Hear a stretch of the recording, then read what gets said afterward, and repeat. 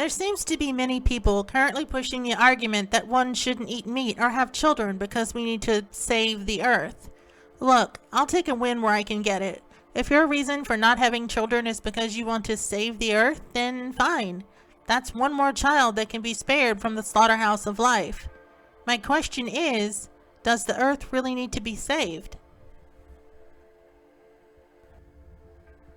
This planet has been set on fire, then frozen solid into an ice ball, thawed out again, bombarded with asteroids and supervolcanoes for hundreds of millions of years. Yet somehow life still clings on. The things humans have done to this planet will just be another footnote in Earth's history. 20 million years from now, do you think any of it will have mattered? Evolution has shown us that nature is incredibly resistant to attempts to control or extinguish it. From antibiotic-resistant bacteria to pesticide-resistant insects, and the many invasive species that have been accidentally introduced around the world, like the Asian giant hornet that was recently found in the US. These replicators just keep on replicating. Another example would be the millions of genetically modified mosquitoes recently released in South Florida in order to control the spread of Zika, West Nile, and even dengue fever. A similar trial took place in Brazil, resulting in genetically modified mosquitoes reducing the population of unmodified mosquitoes for a few months, only for the population to bounce back to where it was before the trial occurred, with the new mosquitoes being more resistant than the previous generation. That's why many of the local populations look down on these trials, for fear of them having unexpected consequences. Despite the fragility of a single organism, nature as a whole is very tough. Saving the earth sounds like a noble goal at first, but it's a goal that seems drenched in hubris. Who are we to think we're so badass that the earth needs us to save it? Although I do agree that we are in a human-caused mass extinction event, climate change, for the most part, is a human problem, not an Earth problem. 2,000 years from now, the climate will stabilize again, but by then, humans will have already suffered the consequences of their actions, and it seems that no amount of protesting will save us from what is to come. People like Greta Thunberg won't be able to just save the day.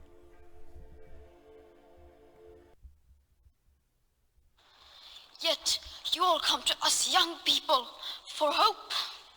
How dare you? You have stolen my dreams and my childhood with your empty words. Sorry to tell you, Greta, but your childhood was already gone before you were even born.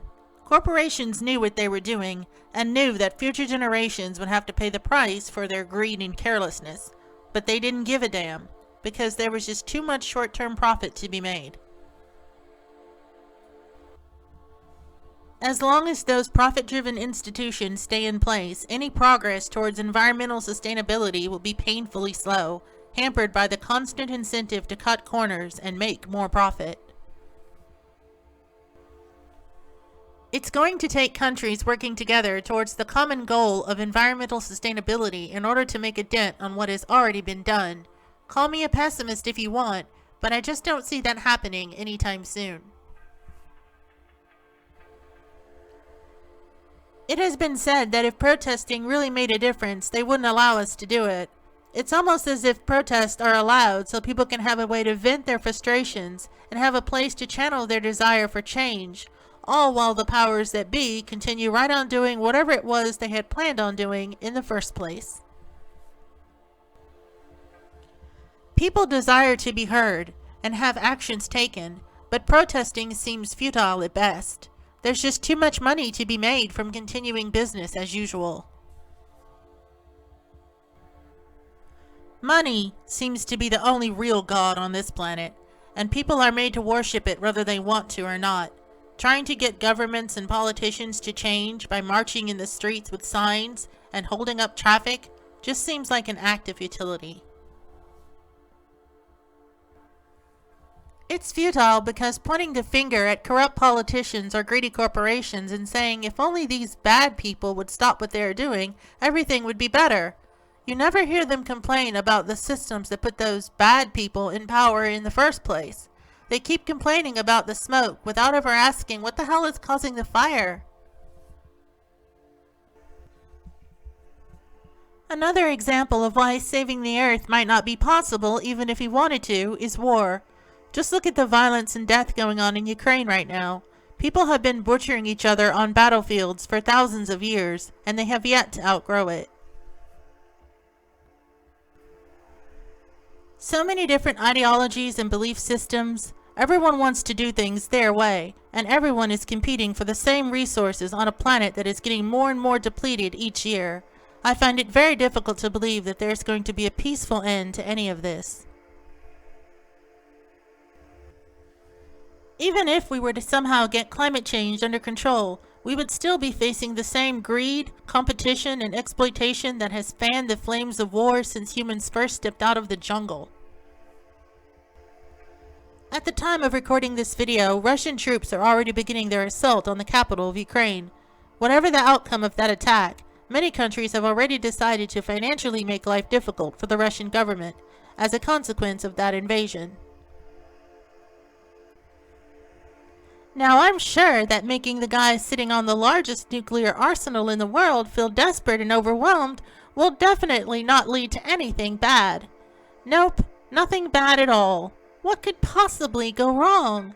I'm sure it'll all be just fine. Yep, definitely going to be fine. Nothing to worry yourself about. Anyway, I hear Putin said that Fallout 5 might be released early, and the graphics are going to be amazing. Ultra realistic, and you don't even need an expensive high-end PC to play it. In fact, it'll be very difficult not to play it. So gather up all your caps and stock up on your Rad-X because it's going to be very interesting. Okay, I'll stop. Seriously though, the Earth doesn't need humanity. Humanity needs the Earth. It's amazing how the human race is so intelligent, but at the same time so stupid. Collectively, humanity could easily turn things around and make life better for everyone. They can, but they won't, because that would mean letting go of their deeply held dogmatic beliefs and embracing all of the societal changes necessary to do so.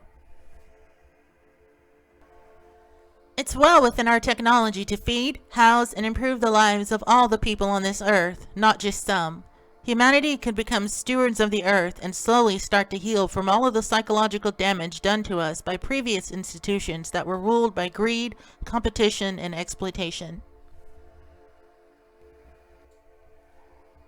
There are many that want and believe that humanity can be much better, and deeply desire change. Unfortunately, they are also the ones with the least amount of power to make those changes. The structure of our societies places the ones that want things to stay just the way they are at the very top, and as long as that is our reality, nothing will change. The good people of the world will protest in vain as the human race slowly falls into a hell of their own creation. So I wouldn't bother trying to save the world for the children, but instead save the children from the world by not bringing them here in the first place. Thanks for watching, and be as safe as you can be out there.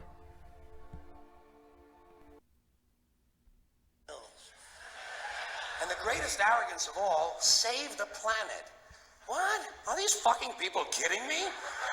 Save the planet? We don't even know how to take care of ourselves yet. We haven't learned how to care for one another. We're gonna save the fucking planet? I'm getting tired of that shit.